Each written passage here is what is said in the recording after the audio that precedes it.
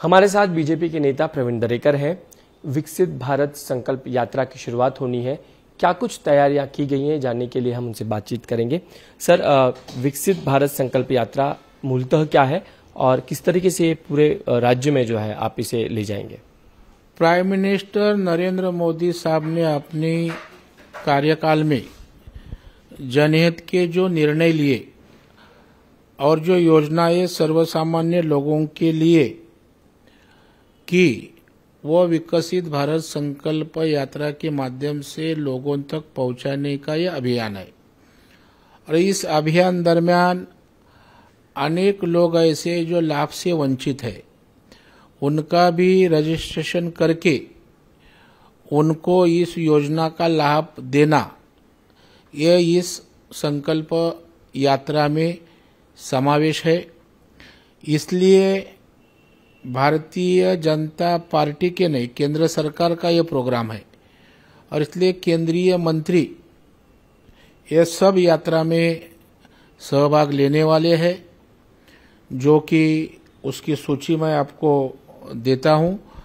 और वहां जाके ये सब केंद्रीय मंत्री संवाद करेंगे, कुछ अड़चनी है तो उसके ऊपर इलाज देंगे।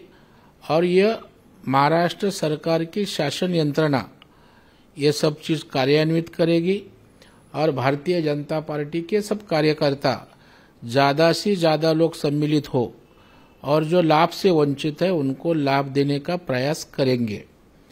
केंद्रीय मंत्री भूपेंद्र यादव, नारायण राणे साहब, पीयूष गोयल साहब, भागवत कराड, अजय मिश्रा, कपिल पाटील, दानवे साहेब आणि भारतीताई पवार यांचे जानेवारीपर्यंतचे दौरे नियोजित झालेले आहेत।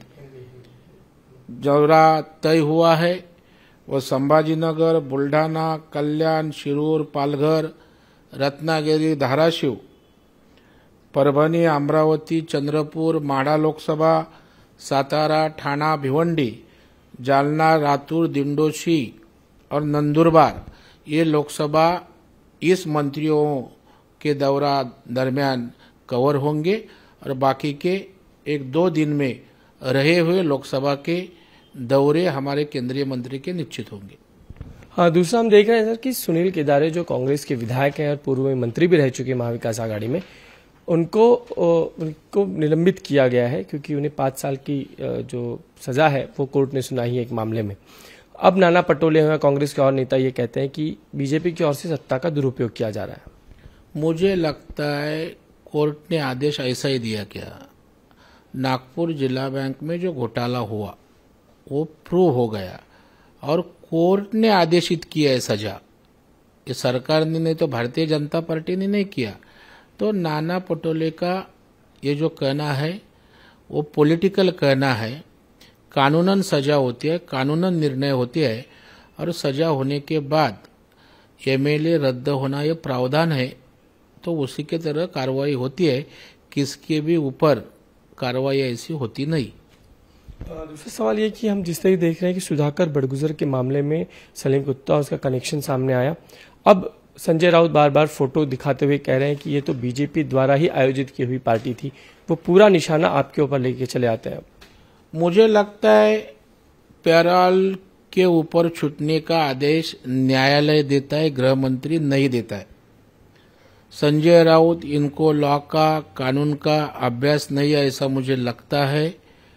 जो सब चीज मीडिया को मालूम है और सामान्य जनता के पैसे के ऊपर डल्ला मारने वाले सुजीत पाटकर के साथ आपकी फोटो है। आपने अश्लील गालियां जो स्वप्ना पाटकर है उनको दिया, उसका क्या? तो जिसके पास नैतिकता नहीं वो इसी तरह की बेबुनियाद बातें करता है, वो संजय राउत है। इसके अलावा हम देख रहे हैं खासकर कि जिस तरीके से इंडिया अलायंस है उसके तमिलनाडु के जो मंत्री रह चुके हैं दयानिधि मारन हैं, उनका एक पुराना वीडियो बीजेपी ने जारी किया है जिसमें दयानिधि मारन ये कहते हैं कि 2014 और 18 के आसपास का एक पूरा वीडियो है कि जिसमें वो कहते हैं कि जो बिहार या यूपी से जो लोग आते हैं हमारे यहाँ तमिलनाडु में, वो यहाँ पे सड़कें और बाकी का बनाने का काम करते हैं। कहीं ना कहीं उनको डिग्रेड करने की कोशिश उनके पूरे वक्तव्य से जाहिर होती है। सवाल यह है कि नीतीश कुमार हो या लालू प्रसाद यादव हो या अखिलेश यादव हो, ये सब इंडिया अलायंस का हिस्सा है, दयानिधि मारन भी हिस्सा है, लेकिन किसी जमाने में उन लोगों के इस तरीके से बयान एक दूसरे के लिए रहे हैं तो लगता है कि इंडिया अलायंस जो है उसके अंदर ही अंतर्विरोध है। भले ये लोग साथ आ गए हों लेकिन इनमें खींचतान चालू है अभी भी।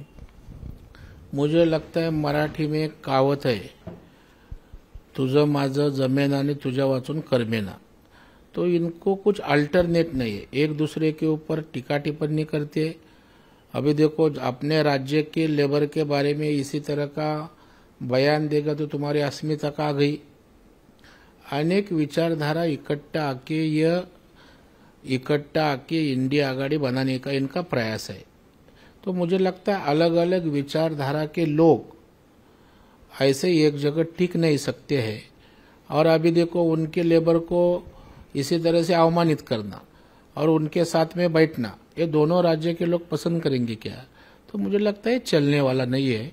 ये करने का उनका प्रयास है लेकिन वो यशस्वी जरा भी नहीं होगा। दूसरा सवाल ये कि एक तरह से जब चर्चा शुरू हुई कि अजीत पवार संघ कार्यालय क्यों नहीं गए, उनको निमंत्रण था, तो उनको निमंत्रण था वो फिर भी नहीं गए। तो वो उनका विषय है, अजीत पवार ने उसके बारे में स्पष्टता दी है। उनकी पार्टी की विचारधारा, उनकी आइडियोलॉजी है, उससे वो कार्यरत रहते हैं, ऐसा उन्होंने बयान दिया है। अभी वहां क्यों गए नहीं, ये उसका जवाब वही दे सकते। अभी शिंदे साहब के सब लोग आए थे, तो अभी यह क्यों नहीं आए मैं कैसा बताऊं, उनको ही पूछना चाहिए। धन्यवाद हमसे बातचीत करने के लिए। कैमरामैन संतोष के साथ समीर भिसे, इंडिया टीवी, मुंबई।